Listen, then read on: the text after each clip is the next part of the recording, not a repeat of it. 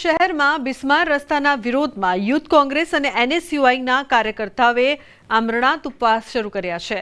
કાર્યકર્તાઓએ ખાડા મુક્તિ અભિયાન અંતર્ગત આમરણાંત ઉપવાસ શરૂ કર્યા છે। તાજેતરમાં જિલ્લા યુથ કોંગ્રેસે આવેદનપત્ર આપી 5 દિવસમાં રસ્તા રિપેરિંગની માંગ કરી હતી। સાથે જ આ ગાળામાં કામ ન થાય તો ઉપવાસ આંદોલનની ચીમકી પણ ઉચ્ચારાઈ હતી। તેથી સમારકામ ન થતા કાર્યકરોએ ઉપવાસ શરૂ કર્યા છે। जो 5 दिवस में वलसाडना शहरना रस्ताना समारकामना कार्य पूर्ण नहीं थशे तो अमारे आमरणांत उपवास पर बेसवानी फरज पड़शे। एमां कोई पण प्रोग्रेस न देखाता हूँ अने मारा मित्रोए आज आमरणांत उपवास पर बेसवानी जाहेरात करी छे। जिला पोलीसनी तैयारीओ अमदावाद ग्राम्य पोलीसे सुरक्षानी व्यवस्था करी छे। पोलीस सलामत नवरात्रि ड्राइव चलावशे। जीआरडी होमगार्ड पोलीस कर्मीओ तैनात रहेशे। 1700 જેટલા જવાનો સતત પેટ્રોલિંગમાં રહેશે। 4 ડીવાયએસપી 20 પીઆઈ 31 પીઆઈ કરશે સુપરવિઝન। સલામત નવરાત્રી કરીને અમે એક ડ્રાઈવ ચલાવવામાં આવ્યો છે। આ સલામત નવરાત્રીમાં ટોટલ અમારા જીઆરડી હોમગાર્ડ અને પોલીસ મળીને ટોટલ 1700 લોકોનો સ્ટાફ જે છે એ સતત એના સુરક્ષામાં રહેશે। ઓર એમાં 4 ડીવાયએસપી 20 પીઆઈ અને 35 सब इंस्पेक्टर जो है एना सुपरविजन में रहेशे। अमरेली थी जाफराबाद में सतत त्रीजा दिवसे वरसाद। शहर और ग्राम्य विस्तारों में वरसाद वरसी रह्यो छे। वढेरा कडियाड़ी मितियाणा लुणसापुर में वरसाद वरसी रह्यो छे। जिला में 3 दिवसथी वरसादी माहौल छे। बिनहरीफ वरणी कराई छे तो पंचामृत डेरीना चेरमेन पदे फरी एकवार जेठाभाई भरवाड़, पंचमहाल, महीसागर और दाहोद जिल्लाना 2 लाख उपरांत पशुपालकोनी जीवादोरी समान पंचामृत डेरीना चेरमेन पद माटे चूंटणी योजाई छे। चूंटणी अधिकारीनी अध्यक्षतामां अने डेरीना तमाम बोर्ड ऑफ डिरेक्टरना सभ्योनी हाजरीमां चूंटणी प्रक्रिया हाथ धराई छे। तो डेरीना अधिकारीओ अने कर्मचारीओए फटाकड़ा फोड़ीने खुशी मनावी। तो बनास डेरी चूंटणी बनी छे रसप्रद। बनास डेरीनी चूंटणीमां भाजप वर्सेस भाजपनो जंग।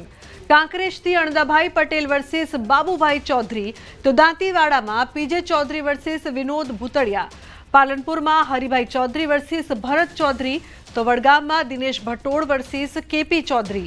धानेरामां जोईताभाई हीराभाई पटेल वर्सेस जेके पटेल वच्चे जंग। तो बनास डेरीनी चूंटणीने लईने आजे फॉर्म भरवाना अंतिम दिवसे 2 बैठकों थई बिनहरीफ।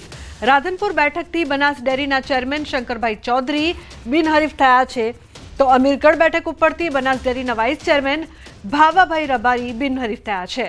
बंने बैठकों पर कोई हरीफ उम्मीदवारे फॉर्म न भरता बिनहरीफ थया छे। तो कई बैठक पर कोण सामसामेनी जो बात करवामां आवे तो जे प्रकारथी समीकरणों वडगाममां दिनेश भटोड़ वर्सेस केपी चौधरी डेरीनी कई बैठक बिनहरीफ थई छे तेना पर पण आपणे नजर करी लईए तो बंने बैठकों उपर कोई हरीफ उम्मीदवारे फॉर्म न भरता बिनहरीफ। अमीरगढ़ बैठक उपरथी बनास डेरीना वाइस चेरमेन भावाभाई रबारी बिनहरीफ थया छे। तो વધુ માહિતી આપવા માટે સંવાદદાતા કિશોર તુવર લાઈવ જોડાયા છે। કિશોર, શું વધુ વિગત છે આ સમગ્ર મામલે જે પ્રકારથી જે ચૂંટણીના સમીકરણો સર્જાયા છે? સૌથી મોટા સમાચાર ડૂબના દર્શકોને આપી દઈએ કે રાધનપુર બેઠક પરથી અધ્યક્ષ શંકરભાઈ ચૌધરી અને વર્તમાન જે ડિરેક્ટર છે બનાસ ડેરીના વર્તમાન ચેરમેન છે શંકરભાઈ ચૌધરી તે બિનહરીફ થયા છે। તે ઉપરાંત વાઇસ ચેરમેન ભાવાભાઈ રબારી પણ બિનહરીફ થયા છે।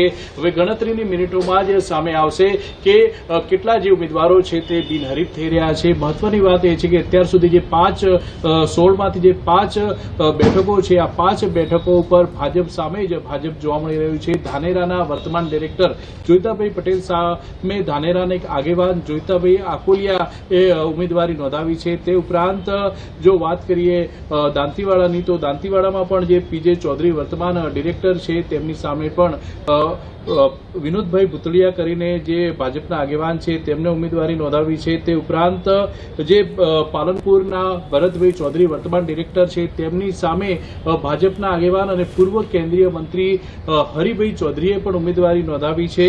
ते उपरांत जो बात करिए वडगाम बैठकनी तो वडगाम बैठकमां पण वर्तमान चेरमेन वर्तमान डायरेक्टर जे छे ते દિનેશ ભટોળ સામે કેપી ચૌધરીએ પણ જે છે તે ઉમેદવારી અત્યારે નોંધાવી છે. આમ બનાસ ડેરીની જે ચૂંટણી યોજાવા જઈ રહી છે, આ ચૂંટણીની અંદર અત્યારે તો ભાજપ સામે જ ભાજપનું જંગ હોય તે જોવા મળી રહ્યું છે. કોંગ્રેસના કોઈ પણ ઉમેદવાર દ્વારા અત્યારે ફોર્મ ભરાયું નથી, પરંતુ ગણતરીની મિનિટોમાં ચિત્ર સ્પષ્ટ થઈ જશે અને 29 તારીખે ફોર્મ પરત ખેંચવાનો છેલ્લો દિવસ છે અને 10 તારીખે ચૂંટણી યોજાવાની છે. લુબના. જી બિલકુલ કિશોર, આભાર સમગ્ર માહિતી બદલ.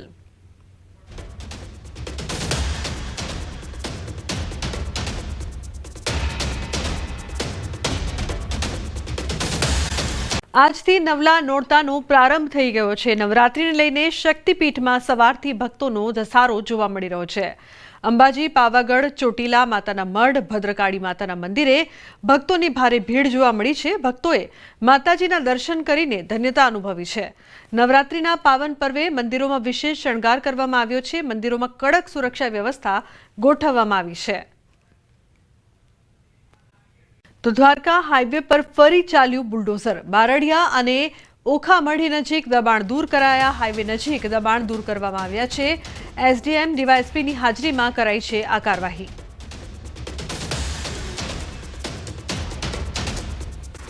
તો પોરબંદરના પેરેડાઇઝ સિનેમાને લઈને ગંભીર આક્ષેપો લાગી રહ્યા છે. મોટું ફાયર એનઓસી કૌભાંડ હોવાનું સામે આવ્યું છે. પોરબંદર મનપામાં અગ્નિ સુરક્ષા નિયમોનો ઘોર બેદરકારી સામે આવી છે. જાગૃત નાગરિકે આરટીઆઈ દ્વારા માહિતી માંગતા ખુલાસો થયો કે પેરેડાઇઝ બિલ્ડિંગને મળેલી ફાયર એનઓસી નકલી હતી. આ બોગસ પ્રમાણપત્ર આપનાર ફાયર ઓફિસર રાજીવ ગોહેલને 2 સપ્ટેમ્બરે સસ્પેન્ડ કરવામાં આવ્યો હતો. જો કે બિલ્ડિંગના માલિક સામે હજુ સુધી કોઈ કાર્યવાહી નથી થઈ. મનપા દ્વારા આ મામલે ઢાંક પીછોડો થતો હોય તેવું લાગી રહ્યું છે. અરજદાર જયસુખ વાડિયાએ કાર્યવાહી અંગે માહિતી માંગી છે, તો શૂન્ય માહિતી લખેલો જવાબ મળ્યો, જે ઘણા સવાલો ઊભા કરી રહ્યું છે. એમાં સહી કરી અને રજૂ કર્યું, એ રજૂ કરનાર સામે, સહી કરનાર સામે અને સરકારી રેકોર્ડની એમાં દુરુપયોગ કર્યો, સિક્કા મારેલા છે. તો કોર્પોરેશનના સિક્કા કઈ રીતે આવી ગયા ફાયરના? એ સિક્કા કોને માર્યા?